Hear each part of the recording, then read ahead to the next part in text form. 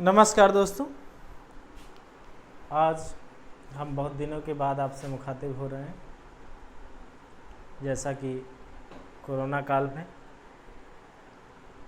Disturbing चल रहा था, दूसरी लहर में बहुत सारे लोग प्रभावित भी हुए। इस समय गवर्नमेंट द्वारा वैक्सीनेशन का प्रोग्राम चल रहा है, वैक्सीनेशन किया जा रहा है। आप सभी लोग वैक्सीनेट होइए, टीका लगवाइए, और जिससे कि आने वाले समय में आप कोरोना से रिलीफ पा सकें, कोरोना आपको ज़्यादा प्रभावित ना कर सके। वैक्सीनेशन से ये तो गारंटी नहीं है कि पूरी तरीके से आपको कोरोना नहीं होगा, लेकिन हाँ, अगर होता भी है किसी को तो उतना ज़्यादा इफेक्टिव नहीं हो पाता है जितना कि वैक्सीनेशन के विदाउट होता है। ये और देशों में वैक्सीनेशन के जो आंकड़े हैं, जो वैक्सीनेशन से जिन लोगों को लाभ हुआ, उससे ये डेटा पता चलता है। आज हम लोग रीजनिंग पढ़ेंगे। जैसा कि पेट का फॉर्म इस समय भरा जा रहा है, आप सभी लोग फॉर्म फिलअप करिए और तैयारी में जुट जाइए। जितने भी एग्ज़ाम, कॉम्पिटिटिव एग्ज़ाम होने हैं, वो नियर अबाउट आपके अगस्त फर्स्ट वीक या अगस्त के मंथ में पड़ जाएंगे। जो भी पेंडिंग एग्ज़ाम है, चाहे वो वन रक्षक का हो, चाहे वो यूपीटीपीएससी की जो भी एग्ज़ाम है, क्योंकि उधर इलेक्शन भी होना है, तो इसलिए कोशिश यही रहेगी कि एग्ज़ाम इन्हीं 3-4 महीनों में हो जाए। ठीक है, तो इसके लिए आप लोग प्रिपरेशन करिए और मन से जुट जाइए, क्योंकि अब कोरोना की उल्टी गिनती शुरू हो गई है। Day by day cases, number of cases घट रहे हैं, इसलिए आप लोग खूब मेहनत करिए और जुट जाइए। ये दिमाग में आपके ना रहे कि नहीं एग्ज़ाम ज़्यादा दिनों बाद होगा या एग्ज़ाम में बहुत ज़्यादा गैप होगा। तो आइए शुरू करते हैं रीजनिंग में फर्स्ट चैप्टर है coding and decoding. Coding and decoding ये बहुत ही सरल है। कोडिंग अगर सामान्य अर्थ में देखें तो इसका मतलब होता है किसी ऐसे भाषा का प्रयोग करना जिसको सामान्य व्यक्ति या सभी लोग न जान पाएं। किसी ऐसे भाषा का प्रयोग करना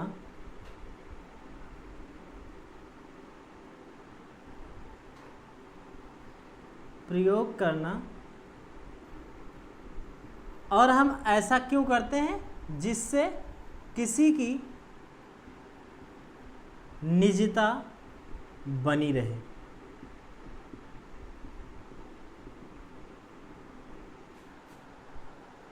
फॉर एग्जाम्पल, हम मोबाइल में पासवर्ड लगाते हैं, अपने बैंक अकाउंट में पासवर्ड लगाते हैं।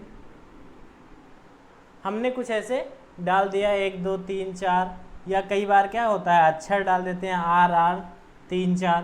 तो ये क्या है? एक तरीके का कोड है जो हमारी प्राइवेसी को मेंटेन करता है। तो कोड का मतलब किसी ऐसे छद्म भाषा का प्रयोग करना जो कि अर्थ पूर्ण ना हो, जिसका कोई एग्जिस्टेंस ना हो। एग्जिस्टेंस नहीं रहेगा तो व्यक्ति नहीं समझ पाता है उन चीज़ों को। ठीक, अब स्टडी लेवल पर या हमारे परीक्षाओं में जो प्रश्न पूछे जाते हैं उनको हम समझने का प्रयास करेंगे। वो कैसे आते हैं उनको हम देखेंगे। चीज़ें वही हैं, बस यहाँ थोड़ा सा उसको व्यवस्थित कर दिया गया है क्योंकि हम अध्ययन कर रहे हैं।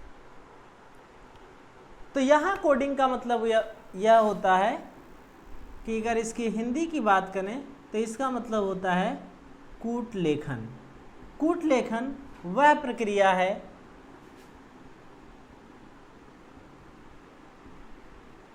जिसमें अर्थपूर्ण शब्द को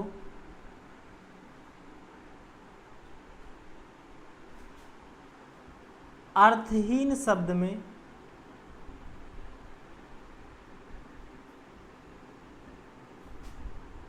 परिवर्तित कर दिया जाता है।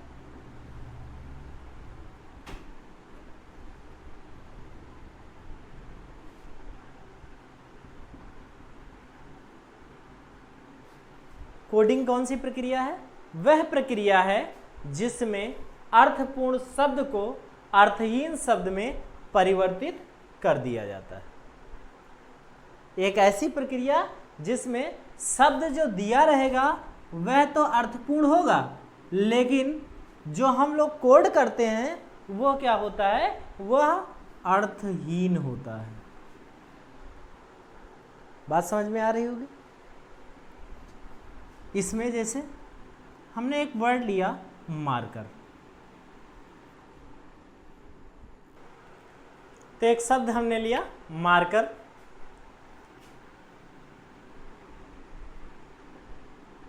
और जब कोड किया जाता है तो वह व्यक्ति जो कोड कर रहा होता है वह एक विशेष नियम का प्रयोग करता है। वह विशेष नियम क्या हो सकता है?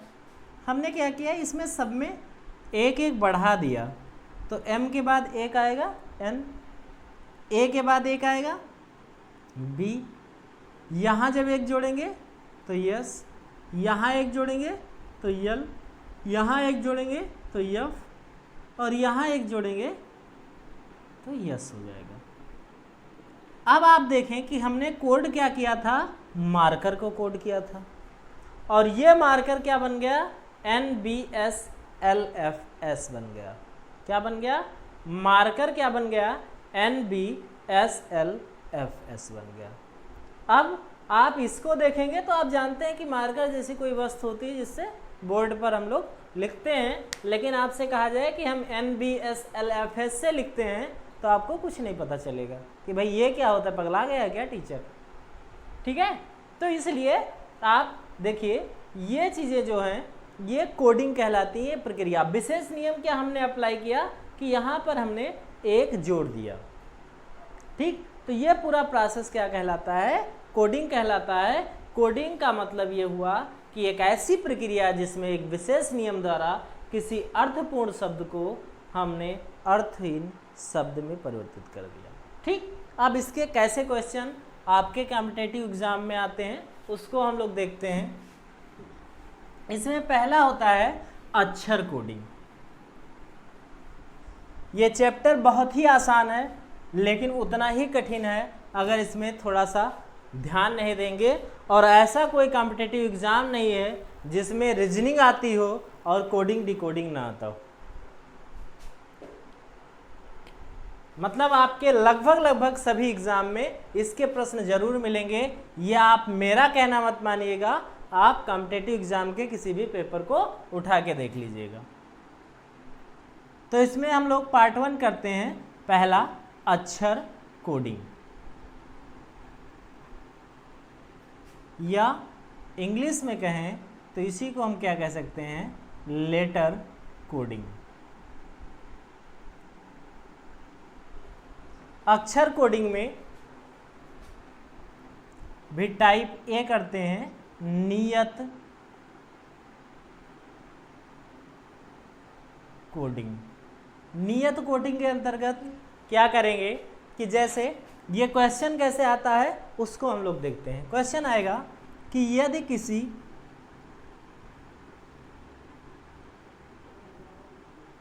कूट भाषा में, या कभी कभी क्या लिख के देता है? सांकेतिक भाषा में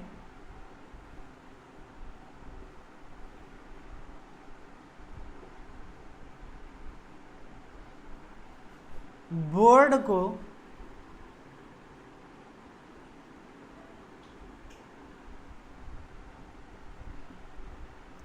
DQCTF लिखा जाए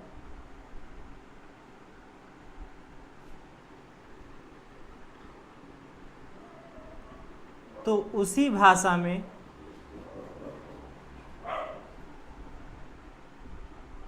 मोबाइल को क्या लिखा जाएगा?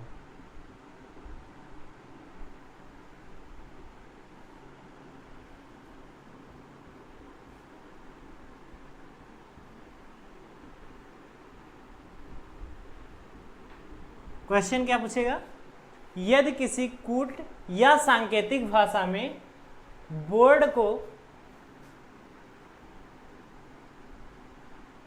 DQCTF लिखा जाए तो उसी भाषा में मोबाइल को क्या लिखा जाएगा, देखते हैं।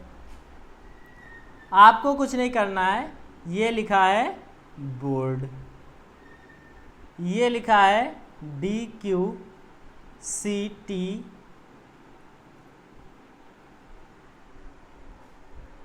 एक इसमें से कोई छूट गया क्या, 3 2 5 नहीं छूटा नहीं है, DQCTF।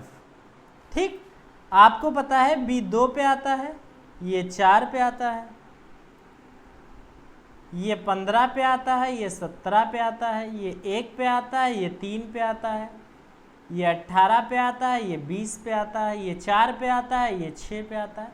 ये मैंने जो 4 17 3 20 6 कुछ लिखे हैं, ये कुछ नहीं है, ये ABCD का क्रम है। आप जब लिखेंगे तो A 1 पे आएगा, 2 B 3 C, ऐसे ऐसे Z 26 पे आएगा, तो T 20 पे F 6, यही मैंने लिखा है। आप देखेंगे 2 में क्या जोड़ा गया, विशेष नियम क्या लगाया गया, 2 जोड़ा गया। 15 में क्या जोड़ा गया, 2 जोड़ा गया। 1 में क्या जोड़ा गया, 2 जोड़ा गया। 18 में क्या जोड़ा गया, 2 जोड़ा गया। ठीक, तो जब 2 2 इसमें जोड़ा है तो यहाँ क्वेश्चन को केवल समझना होता है। यदि किसी सांकेतिक भाषा में इसको ये लिखा जाए तो जिस प्रकार आपने फिर कहा है कि उसी भाषा में, तो जिस भी भाषा में आपने इस बोर्ड को DQCTF लिखा, उसी भाषा में मोबाइल को भी आप लिखोगे। तो मोबाइल को जब हम लिखेंगे तो मोबाइल को कैसे लिखेंगे, MOBILE है, तो यहाँ सब में भी हम 2 2 जोड़ देंगे, तो यम आपका 13 पे आता है, 13 में 2 जोड़ेंगे क्या आएगा, 15, 15 में 2 जोड़ेंगे क्या आएगा, 17, 2 में 2 जोड़ेंगे क्या आएगा, 4, 9 में 2 जोड़ेंगे क्या आएगा, 11, 12 में 2 जोड़ेंगे क्या आएगा, 14, 5 में 2 जोड़ेंगे क्या आएगा, 7। तो ये आ जाएगा पूरा। आई होप आप सबको समझ में आया होगा। ये नियत श्रृंखला इसलिए कही जाती है कि इसमें हर जगह आप देख रहे हो 2 2 जुड़ रहा है। ऐसा नहीं है कि यहाँ 2 जुड़ा, यहाँ 3, यहाँ 4, यहाँ 5, यहाँ 6, जहाँ भी देखोगे आप हर जगह क्या जुड़ा है, 2 जुड़ रहा है। ठीक, अगला एग्जाम्पल एक और लेते हैं हम लोग। भाषा नहीं लिखेंगे, बस क्वेश्चन ले लेते हैं।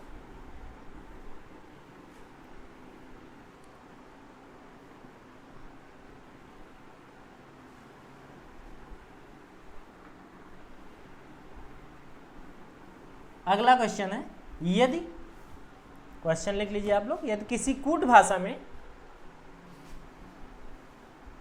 बुक को, यदि किसी कोड भाषा में बुक को DQSO लिखा जाए तो उसी भाषा में 4 को क्या लिखा जाएगा। अब जब भी क्वेश्चन आपको दिखे, आपको केवल एक चीज देखना है कि यहाँ इसका नंबर क्या है, 2, इसका नंबर क्या है, 4, कितना जुड़ा, 2, इसका नंबर कितना है, 15, क्यू का कितने पे आता है, 17, फिर कितना जुड़ा, 2 जुड़ा, ओ कितने पे आता है, 15, एस कितने पे आता है, 19, कितना जुड़ा, 4 जुड़ा, के कितने पे आता है, 11, ओ कितने पे आता है, 15। तो आप देख रहे हैं 2 2 4 4 ऐसे जुड़ रहा है। ये भी नियत श्रृंखला है, बस यहाँ वेरिएशन थोड़ा सा मिल जा रहा है कि जो भी जुड़ेगा 2 3 में लगातार जुड़ता रहेगा। आप देखिए 6 में 2 जोड़ोगे तो क्या आएगा, 8, चूंकि यहाँ 2 जुड़ा है तो आप भी 2 जोड़ोगे, यहाँ 2 जुड़ा है तो 15 में 2 जुड़ेगा 17, यू में 4 जुड़ेगा तो 21 4 कितना होता है, 25, 18 में 4 जोड़ोगे 22, तो यहाँ भी कोड हो गया। बुक को जिस प्रकार DQSO लिखा गया, उसी भाषा में हमने क्या लिखा, 4 को HQYB लिखा। ठीक, क्यों लिखा, क्योंकि आप देखेंगे आगे के 2 अक्षरों में 2 2 जोड़ा गया है, लास्ट के 2 अक्षरों में 4 4 जोड़ा गया है। नेक्स्ट एग्जाम्पल लेते हैं हम लोग।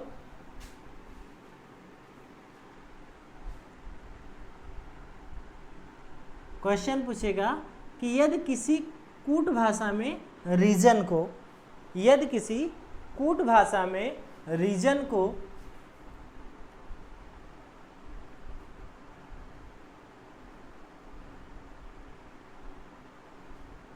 WJFYUT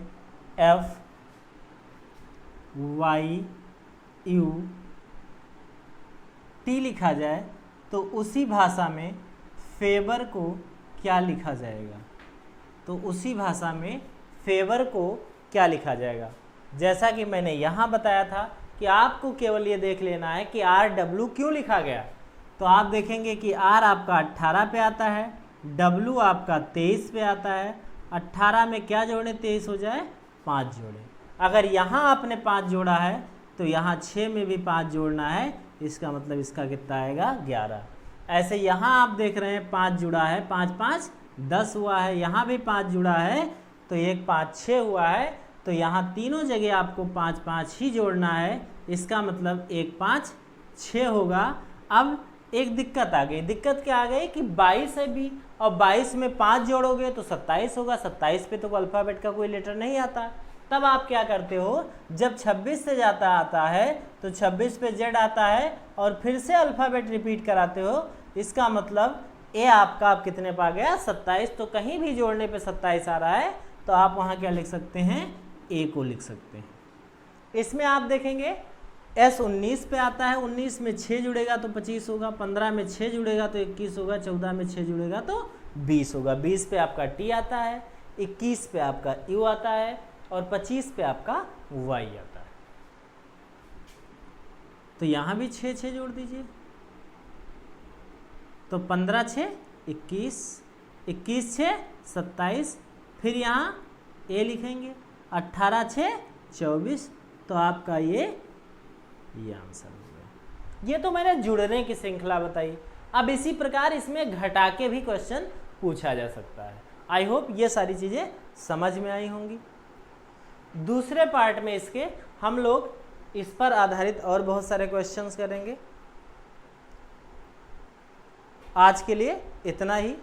आप लोगों से फिर से मैं निवेदन कर रहा हूँ कि आप लोग सब लोग वैक्सीनेशन करवाइए, अपना वैक्सीन लगवाइए। जितना ज़्यादा वैक्सीन लगवाएंगे कोरोना से उतनी ही ज़्यादा आपको दिक्कत नहीं होगी, उतनी ही ज़्यादा रिलीफ होगी। धन्यवाद। जय हिंद।